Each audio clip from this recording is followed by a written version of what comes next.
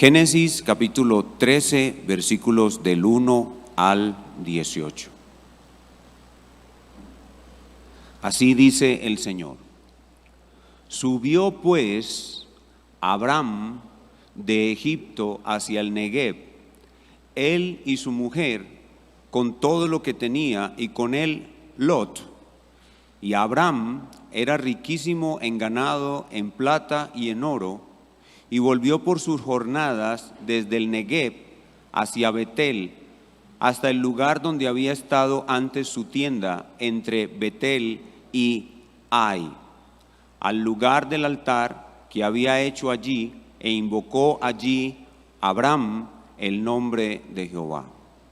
También Lot, que andaba con Abram, tenía ovejas, vacas y tiendas, y la tierra no era suficiente para que habitasen juntos, pues sus posesiones eran muchas y no podían morar en un mismo lugar.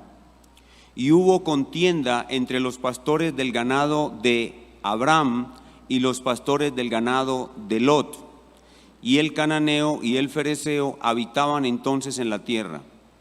Entonces Abram dijo a Lot: no haya ahora altercado entre nosotros dos, entre mis pastores y los tuyos, porque somos hermanos. ¿No está toda la tierra delante de ti? Yo te ruego que te apartes de mí. Si fueres a la mano izquierda, yo iré a la derecha, y si tú a la derecha, yo iré a la izquierda. Y alzó Lot sus ojos, y vio toda la llanura del Jordán, que toda ella era de riego, como el huerto de Jehová, como la tierra de Egipto, en la dirección de Zoar, antes que destruyese Jehová a Sodoma y a Gomorra. Entonces Lot escogió para sí toda la llanura del Jordán, y se fue Lot hacia el oriente, y se apartaron el uno del otro. Abram acampó en la tierra de Canaán, en tanto que Lot habitó en las ciudades de la llanura, y fue poniendo sus tiendas hasta Sodoma. Mas los hombres de Sodoma eran malos y pecadores contra Jehová en gran manera. Y Jehová dijo a Abram, después que Lot se apartó de él: alza ahora tus ojos y mira desde el lugar donde estás hacia el norte y el sur, y al oriente y al occidente, porque toda la tierra que ves la daré a ti y a tu descendencia para siempre. Y haré tu descendencia como el polvo de la tierra, que si alguno puede contar el polvo de la tierra, también tu descendencia será contada. Levántate, ve por la tierra a lo largo de ella y a su ancho, porque a ti la daré.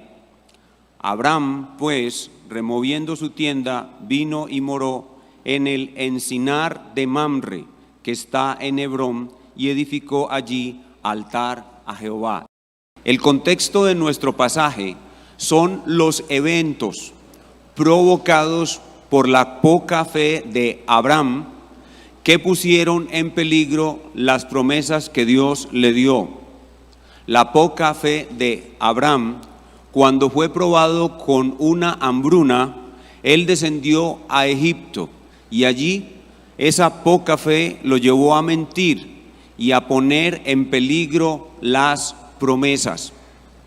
Recordemos que hay un patrón que Dios sigue para autoglorificarse en extremo, y este patrón lo vamos a ver no solamente aquí en Génesis, sino en el resto de las Escrituras. Así obra Dios, es por eso que lo llamamos un patrón, porque se repite. El propósito de este patrón es que la gloria del Señor sea exaltada en gran manera. ¿Cuál es ese patrón? Primero, Dios da su promesa. Dios da su promesa. La primera promesa es Génesis 3:15, es la promesa madre. Y luego Dios da a Abraham 4 promesas. Todo ese paquete es una sola cosa. Es la promesa de Dios de destruir el mal que está llevándose a cabo. Dios da su promesa, pero luego Dios pone en peligro su promesa. Dios pone en peligro su promesa y genera un drama intensísimo, un drama muy intenso al cual Dios le da un gran final. Dios salva su promesa. Y todo eso es lo que nosotros llamamos, o que yo llamo, capacidad dramática. En Dios hay una enorme capacidad dramática y ese es el patrón, esa es la forma como se ha de ir desarrollando de aquí en adelante el plan de Dios. Y eso fue lo que ocurrió en Egipto. La poca fe de Abraham puso en peligro la promesa. Esos son los hechos contextuales, es decir, el contexto inmediato, los hechos recientes antes de nuestro pasaje. Pero también, si retrocedemos un poquitico más atrás, vemos la poca fe de Abraham que lo llevó a no abandonar a todos sus parientes como Dios se lo ordenó. Dios le ordenó abandonar a todos sus parientes y él no obedeció. No abandonó a su padre, pero su padre murió, pero no abandonó tampoco a su sobrino Lot, y su sobrino Lot continuó con él. Esto es también un acto de la poca fe de Abraham. En realidad, en este pasaje que nos corresponde hoy, vemos que Dios amorosamente y providencialmente, es decir, con hechos de la vida diaria que Él mismo propicia que ocurran, Dios amorosamente y providencialmente está corrigiendo ese otro problema causado por la poca fe de Abraham. Este otro problema que es haber llevado a su sobrino Lot consigo. Dios está corrigiendo esto amorosamente y providencialmente y está llevando la vida de Abraham a las condiciones óptimas que Él le ordenó desde el principio, que se quedara solo, y de esa manera avanza el cumplimiento de las 4 promesas que Dios le dio a Abraham y de la promesa madre de destruir el mal que está en Génesis 3:15, que es pisar la cabeza de la serpiente. Nuestro pasaje es el comienzo de una serie de problemas con su sobrino Lot. Incluso los problemas que le genera a Abraham el haber tomado esa mala decisión de llevar a Lot se van a postergar en el tiempo. Y aún después de muerto Abraham, los hijos de Lot van a ser permanentemente enemigos de Israel. Este pasaje y los siguientes fueron escritos para demostrar paso a paso la invencibilidad de la promesa de Dios. La promesa de destruir el mal no puede ser vencida, no puede ser derrotada, no puede fallar. Dios indefectiblemente la cumplirá. Y todos los pasajes que vienen de aquí en adelante, Dios está mostrando en esos pasajes poco a poco cómo esa promesa es invencible. Dios muestra que la debilidad de la fe de sus escogidos no hará que Él incumpla su promesa. Y Dios nos muestra que Él transformará esa poca fe en una fe gigante, como lo hizo con Abraham. Así pues que el tema de nuestro pasaje es aquella exclusividad en la asignación de las promesas de Dios a Abraham y a su simiente, a un descendiente suyo exclusivamente. Esa asignación exclusiva de la promesa a Abraham y a su simiente exige la separación de su pariente. No es lo mismo descendiente que pariente. Abraham debía tener un descendiente y no tener a su lado ningún pariente. Abraham debía estar totalmente solo para depender absolutamente de Dios y que todo lo que Dios le diera, sus promesas y sus riquezas, se trasladaran exclusivamente a su descendiente, no a su pariente. Y por eso su pariente debía estar lejos de él. El título que le hemos puesto a la enseñanza en esta mañana es Abraham, el padre de la poca fe. Abraham, el padre de la poca fe. Y es que en el comienzo de la vida de Abraham predomina la poca fe. Pero esta es la maravilla en la que Dios nos está llevando. Y Él mostrándonos que a pesar de que tenemos poca fe como Él, Dios nos va a convertir en gigantes de la fe, como lo convirtió a Él. ¿Cuántos dicen amén? Y en nuestro pasaje vemos tres cosas sobre esta separación necesaria. Esta separación necesaria tiene tres cosas. Número uno, la causa de la separación, versículos del 1 al 7. Número dos, la concesión para la separación, versículos 8 al 13. Y número tres, la confirmación posterior a la separación, versículos 14 al 18. Tres cosas: la causa, la concesión y la confirmación posteriores a la separación. Y estamos ubicados en la máquina del tiempo en el año 2000 antes de Cristo. En este pasaje no debemos olvidar que Moisés está escribiendo para Israel, así que siempre tenemos que preguntarnos cómo ayudó este pasaje a Israel a conquistar la tierra prometida. Y también debemos ver a Cristo. El protagonista de este pasaje es Cristo, porque Cristo es la promesa que Dios le da a Abraham y que da a la humanidad. La promesa de destruir el mal es Cristo, pero Cristo está en forma de semilla, en forma de promesa. Así que Cristo es el protagonista, no Abraham. El protagonista es Cristo, la promesa es la protagonista es la promesa, la semilla, Cristo. Y este pasaje tiene múltiples aplicaciones para nosotros en el siglo XXI, pero vamos a ver una sola aplicación. Comencemos con la causa de la separación. La causa de la separación. Como ya dije, la causa primaria de esta separación es Dios. Dios es la causa primaria de esta separación y Dios está guiando providencialmente a que ocurra esta separación. Pero esta separación tiene una causa secundaria y la causa secundaria son las riquezas que Dios mismo dio a ambos. Este pasaje comienza con una caravana regresando de Egipto a Canaán y allí en esa caravana viaja la causa secundaria de esta separación. Vean conmigo los versos 1 y 2. Subió pues Abraham de Egipto hacia el Negev, él y su mujer con todo lo que tenía y con él Lot.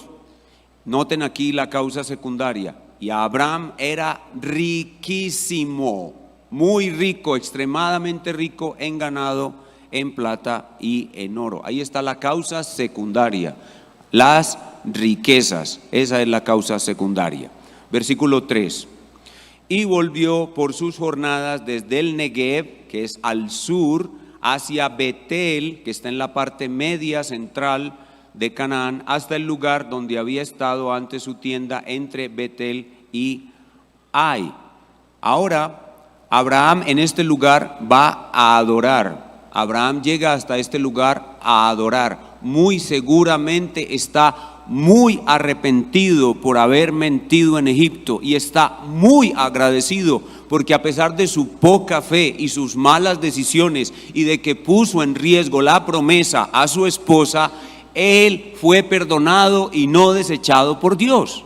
Entonces su corazón está muy agradecido y está muy en alabanza, alaba mucho y agradece mucho al Señor por lo que hizo y está muy arrepentido, muy deseoso de no pecar más. Así que con urgencia llega hasta el altar que él mismo construyó para adorar a Dios y allí lo adora. Versículo 4. Al lugar del altar que había hecho allí antes e invocó allí a Abraham el nombre de Jehová. Ahora noten de nuevo la causa de la separación, la causa secundaria de la separación en los versos 5 al 7. También Lot, que andaba con Abraham, tenía ovejas, vacas y tiendas. Lot también era muy rico. y la tierra no era suficiente para que habitasen juntos, pues sus posesiones eran muchas y no podían morar en un mismo lugar. Y aquí está la causa secundaria más desarrollada. Y hubo contienda entre los pastores del ganado de Abraham y los pastores del ganado de Lot.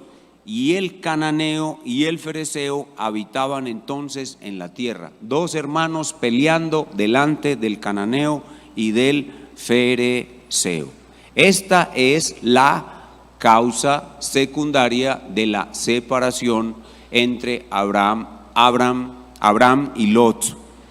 Pero ante esta prueba, esta es una nueva prueba para Abraham. Es muy importante que en el curso de estas enseñanzas ustedes noten el papel indispensable que juegan las pruebas en nuestro proceso de maduración. La fe no madura sino por medio de pruebas. Por eso les hemos enseñado 1001 vez sobre una mente preparada para la aflicción, porque la fe no madura sino en las pruebas, pero debe haber una buena reacción ante la prueba. Abraham ya había tenido una primera prueba, que es la hambruna. Segunda prueba, que es el peligro para su esposa por ser mujer hermosa. Y esta es su tercera prueba, el conflicto con Lot. Debido a la experiencia que ya tiene de prueba en prueba, Abraham reacciona mejor ante esta prueba que en la prueba anterior. Reacciona con humildad. Abraham reacciona con humildad, reacciona con generosidad, reacciona con un espíritu pacificador. Y algo muy importante que notamos aquí: Abraham no es un rico que quiere hacerse más rico.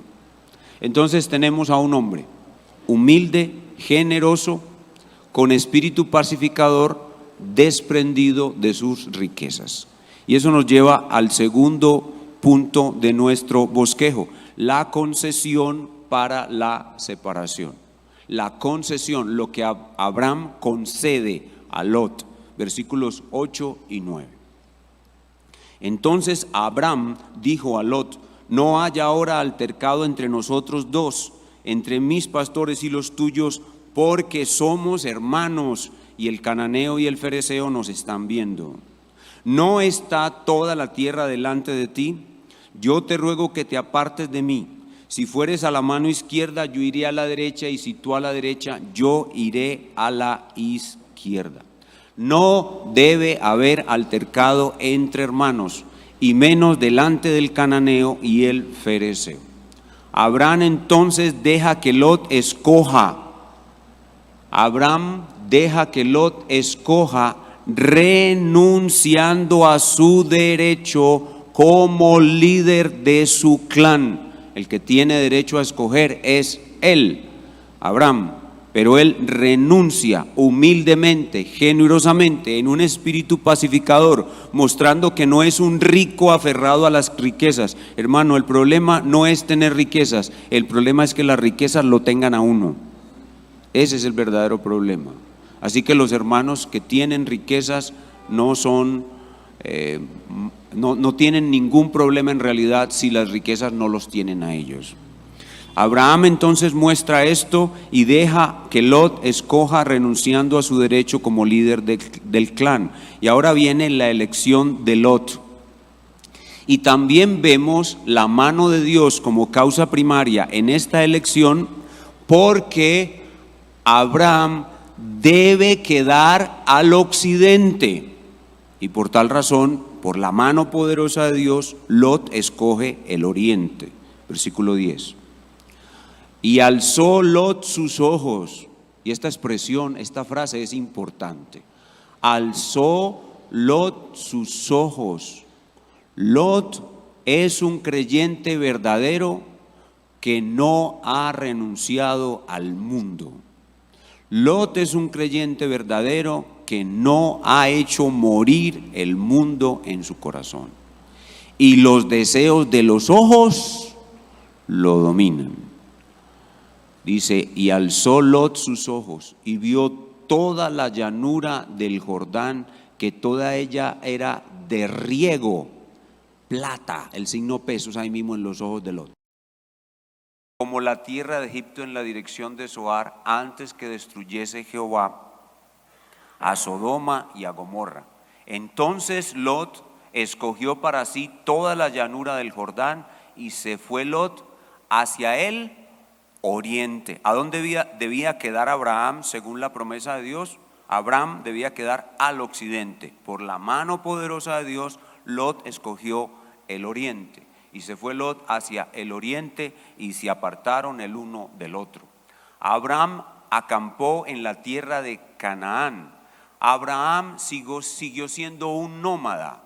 Abraham siguió siendo un peregrino, pero Lot comienza a buscar la seguridad de una ciudad. En tanto que Lot habitó en las ciudades de la llanura, comienza a buscar la seguridad de una ciudad. El creyente que va a madurar no tiene su confianza de protección en una ciudad o en una muralla o en un rey. El creyente que tiene su confianza, que va a madurar, tiene su confianza en Dios y puede seguir durmiendo en una tienda, porque Jehová es su escudo y su fortaleza. Pero el creyente que no hace morir el mundo en su corazón, como Lot, comienza a buscar la seguridad de una ciudad y la protección de un rey. Dice, y fue poniendo sus tiendas, verso 12, última frase, y fue poniendo sus tiendas hasta Sodoma. Fue poniendo sus tiendas hasta Sodoma. Y ahora noten la aclaración acerca de los cananeos que vivían en Sodoma, que sin duda Lot la conocía. O sea, Lot tomó esta decisión a pesar de que él conocía que los hombres de Sodoma eran así. Verso 13, mas los hombres de Sodoma, cananeos, eran malos y pecadores contra Jehová en gran manera. Aquí lo que importa son los negocios. Aquí lo que importa es que vamos a hacer mucha plata. Vemos también que Lot era un creyente de poca fe, que toma malas decisiones como Abraham y no advierte el peligro de acercarse al mal.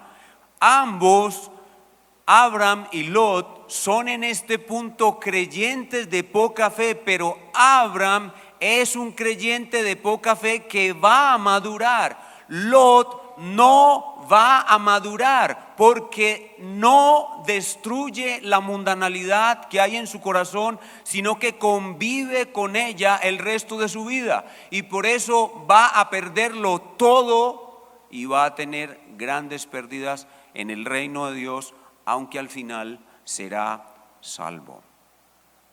¿Han podido ver la mano providencial de Dios en esta separación? ¿Quién separó a Abraham de Lot? Dios. ¿Cómo separó Dios a Abraham de Lot? Por medio de sus riquezas. Ahora viene la razón última de todo este proceder y la que nos confirma que la mano invisible de Dios está haciendo todo esto. Dios le reconfirma a Abraham sus promesas y la promesa madre. Y ese es el punto número 3, la confirmación posterior a la separación. La confirmación posterior a la separación. Noten la primera frase de esta sección, versículo 14, la primera frase. Y Jehová dijo a Abraham después que Lot se apartó de él. ¿Pueden ver la intención de Dios ahí? ¿Pueden ver la mano de Dios ahí separando a estos dos parientes? ¿Pueden verla? Cuando le reconfirmó las promesas después de que los separó. ¿Por qué? ¿Por qué? Porque las promesas son exclusivamente para Abraham y su descendiente, no para Abraham y su pariente. La presencia de Lot siempre va a producir una especie de mezcla indeseable. Sigue diciendo Dios, verso 14. Alza ahora tus ojos, Noten la diferencia entre el alzar de los ojos de Lot y el alzar de los ojos de Abraham. El alzar de los ojos de Lot son los deseos de los ojos. El alzar de los ojos de Abraham es la palabra de Dios. Dios le ordena alzar sus ojos y Abraham alza sus ojos. Continúa diciendo: alza ahora tus ojos y mira desde el lugar donde estás hacia el norte, hacia el sur, al oriente y al occidente, porque toda la tierra que ves la daré a ti y a tu descendencia para siempre. Y haré, esa es la primera promesa. Segunda promesa: y haré tu descendencia como el polvo de la tierra, que si alguno puede contar el polvo de la tierra, también tu descendencia será contada. Entonces aquí Dios le ratifica, le confirma la posesión de la tierra y le confirma una gran nación. Y aquí hay un detalle muy importante en nuestro entendimiento de toda la Biblia. Hay un cambio en la etapa del reino. La etapa del reino antes de aquí es el reino primitivo, Adán, Noé, todo eso que ocurre entre Génesis 1 y Génesis 11 en la mitad del capítulo es reino primitivo. Ahora estamos en otra etapa. El reino de Dios se traslada a una nación y se llama reino nacional. Reino nacional.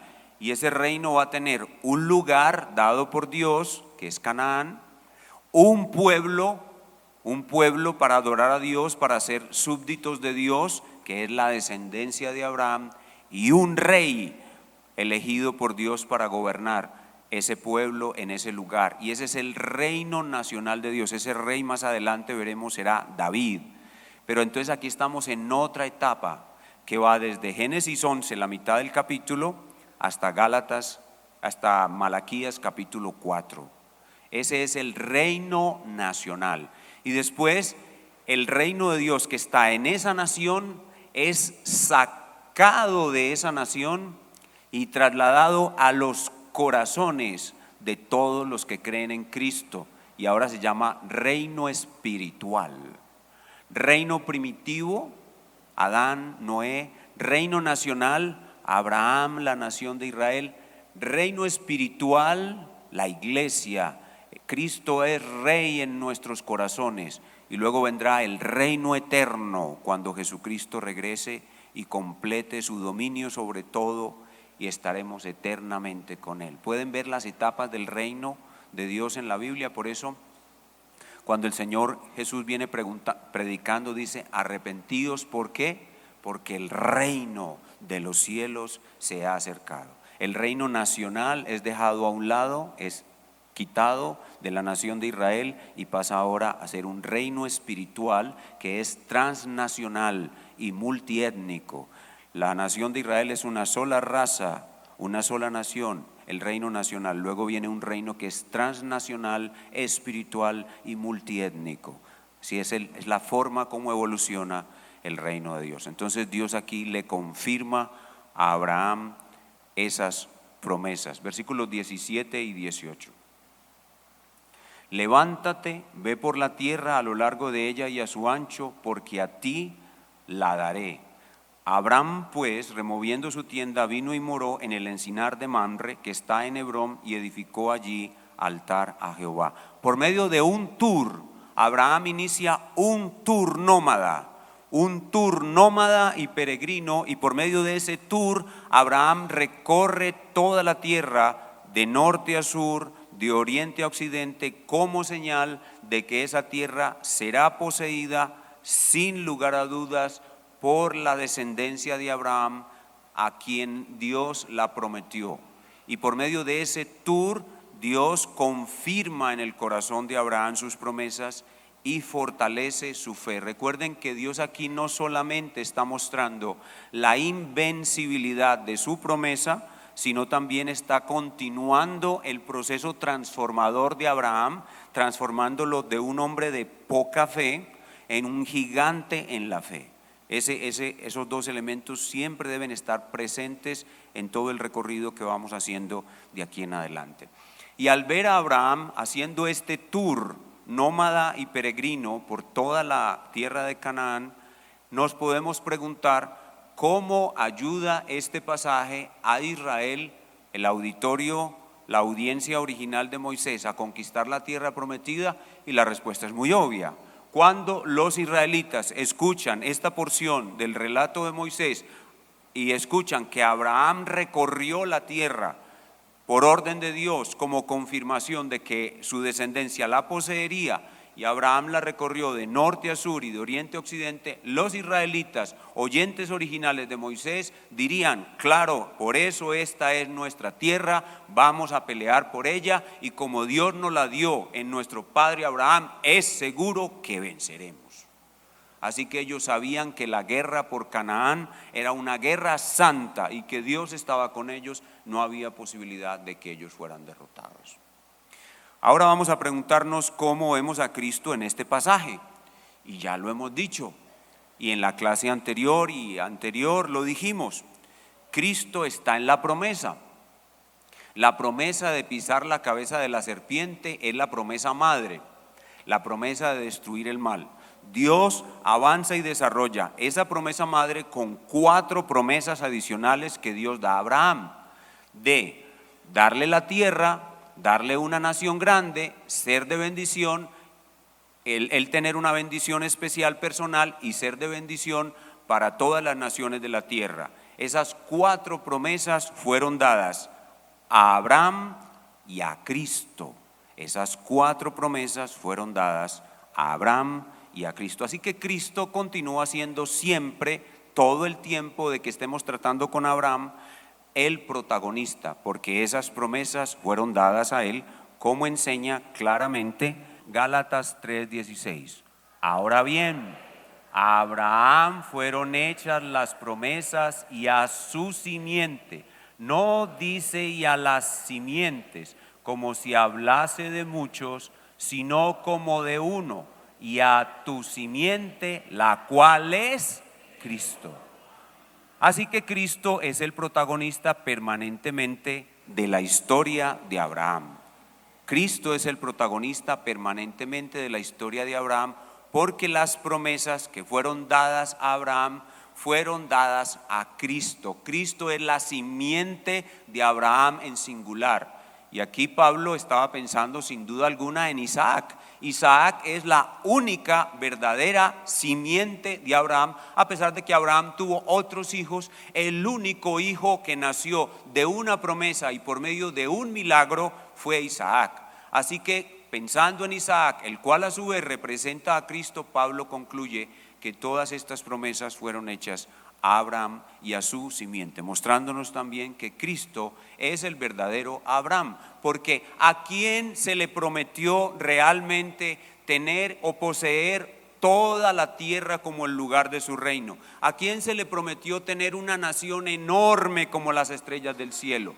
A Abraham, sí, pero primeramente y mayormente a Cristo. ¿A quién se le prometió ser bendito para bendecir a todas las naciones de la tierra? A Abraham, sí, pero mayormente a Cristo. ¿Y a quién se le dijo: bendeciré a los que te bendijeren y maldeciré a los que te maldijeren? A Cristo. Cristo mismo dijo: el que es conmigo, el que no está conmigo está contra mí. ¿Y a quién se le dijo: y haré tu nombre grande? A Abraham. Pero ¿quién es el que tiene un nombre que es sobre todo nombre? Cristo. Ahora apliquémoslo a nuestras vidas en el siglo XXI. Recuerden que todo esto está ocurriendo para mostrarnos la invencibilidad de la promesa. La promesa se iba a cumplir y la promesa ya se cumplió. La promesa de Dios que dio en el jardín del Edén a la humanidad de pisar la cabeza de la serpiente ya se cumplió. En la cruz Cristo destruyó el mal. El mal ya fue destruido. La promesa ya se cumplió. Así que el mal ya fue destruido en nosotros. nosotros los verdaderos hijos de Dios, los hijos de Abraham, los descendientes de Abraham por la fe, nosotros somos libres del mal. No que no vamos a padecer el mal, sino que el mal no puede destruirnos y nosotros podemos vencer todo mal. Y como podemos vencer todo mal, luchar contra todo mal y vencerlo, nosotros podemos madurar en la fe. Nosotros no tenemos que permanecer siendo niños en la fe para siempre. Noten con cuidado que de ser Abraham el padre de la poca fe, pasó a ser Abraham el padre de la fe, un gigante en la fe. Noten por favor, a la luz de la cruz, que Abraham tuvo un muy mal comienzo. Él al principio se negó a dejar a su padre, pero terminó sacrificando a su hijo porque Dios se lo pidió. ¿No les parece eso grandioso? Que este hombre haya empezado tan mal, negándose a dejar a su padre, y haya terminado tan bien sacrificando a su hijo que tanto amaba. Miren el mal comienzo que tuvo Abraham y ahora miren el gran final que tuvo Abraham. Y noten la obra transformadora de Dios que con gran amor y misericordia lo llevó de un punto al otro. Y noten que eso mismo va a ocurrir con nosotros, porque la obra de la cruz garantiza que el mal ha sido destruido en nosotros y nos da la fuerza para destruir todo mal. Y si nosotros destruimos todo mal en nuestros corazones y en nuestro comportamiento, invariablemente seremos maduros. Pero noten que para madurar no se necesita solamente destruir el mal que hay en nosotros. Se necesita algo más. Noten el papel fundamental de las pruebas. Noten el papel fundamental de las pruebas. Una hambruna. Mi esposa es muy bonita y me pone en peligro de muerte. Ahora tengo un altercado con Lot.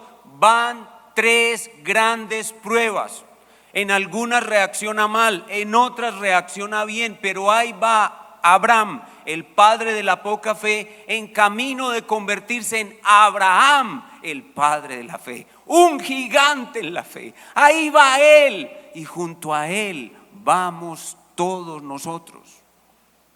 Junto a él vamos todos nosotros. Muchos de nosotros hemos tenido un mal comienzo. Muchos de nosotros hemos tomado malas decisiones incluso cuyas consecuencias las arrastramos hasta el día de hoy con sufrimiento. Pero no importa, Dios hará que todo eso obre para nuestro bien por causa de la cruz. Ahora, noten de manera muy especial en el pasaje el caso de Lot.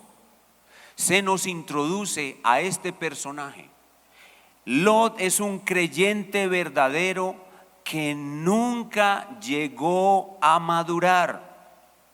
Noten el final de Lot.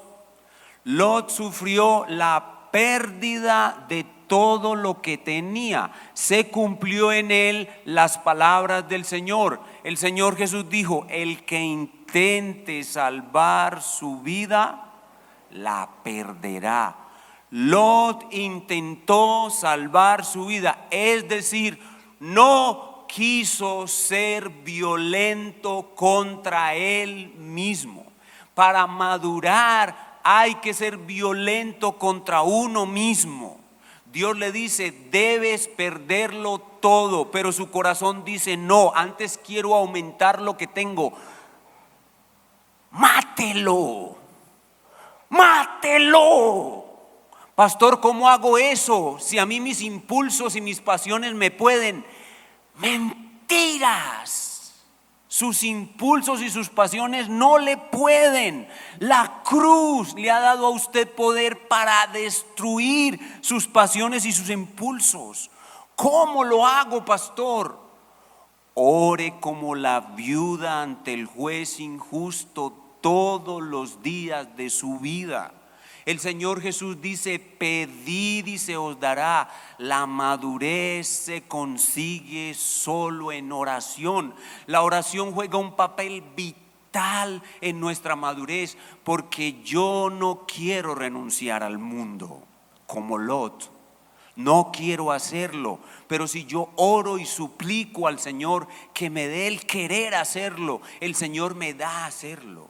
Y me da a morir a mí mismo, y me da a renunciar a todo lo que poseo, y me da a aborrecer es padre, madre, esposa, hijos. Todo lo que yo le pida que sea conforme a su voluntad, Él me lo da. Y yo, después de que oro, tengo que actuar. La fe no solamente consiste en orar, tengo que actuar siendo violento conmigo mismo. Si no soy violento conmigo mismo en mis pensamientos, en mis oraciones y en mis acciones, quedaré como Lot el resto de mi vida y moriré borracho fornicando con mis propias hijas. Un final terrible y de vergüenza para el nombre del Señor, y todo porque no quisiste ser violento contra ti mismo. Lot no quiso desarraigar el mundo de su corazón y lo perdió todo. Y Dios nos coloca estos dos personajes. ¿Como cuál de estos dos personajes vas a ser tú?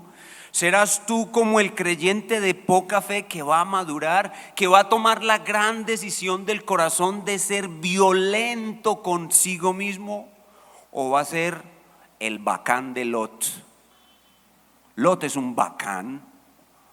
Lot es un bacán, chévere, bacano. Yo voy al cielo, pero paso aquí de maravilla. Lo más lindo y lo mejor de esta vida lo disfruto. Mentiras. El creyente de doble ánimo no disfruta ni a Dios ni lo de este mundo. Ninguna de las dos. Así que usted tiene que tomar una gran decisión en su corazón, y es ser violento con usted mismo si no quiere repetir la historia de Lot. Debe mortificar todo pecado, debe mortificar todo deseo mundano de ser feliz en esta vida, debe mortificar toda dependencia de las criaturas de este mundo y de las riquezas o bienes de este mundo. Usted debe ser un creyente libre de las criaturas. Debe mortificar su orgullo, debe vencer su miedo, y para todo eso Cristo es más que suficiente. No necesita algo especial para ser un creyente maduro. No necesita nada especial para alejarse de la vida de Lot y acercarse a la vida de Abraham. Solo necesita a Cristo. Hermanos, ha llegado la hora. Suplica como la viuda ante el juez injusto que te des ser violento contigo mismo, y toma grandes decisiones, grandes resoluciones en tu corazón, y continúa con nosotros estudiando la vida de Abraham. Inclinemos nuestro rostro y oremos al Señor. Espíritu Santo, Espíritu del Trino Dios, Santo Espíritu Consolador, edificador y santificador de la iglesia, invocamos tu presencia especial entre nosotros.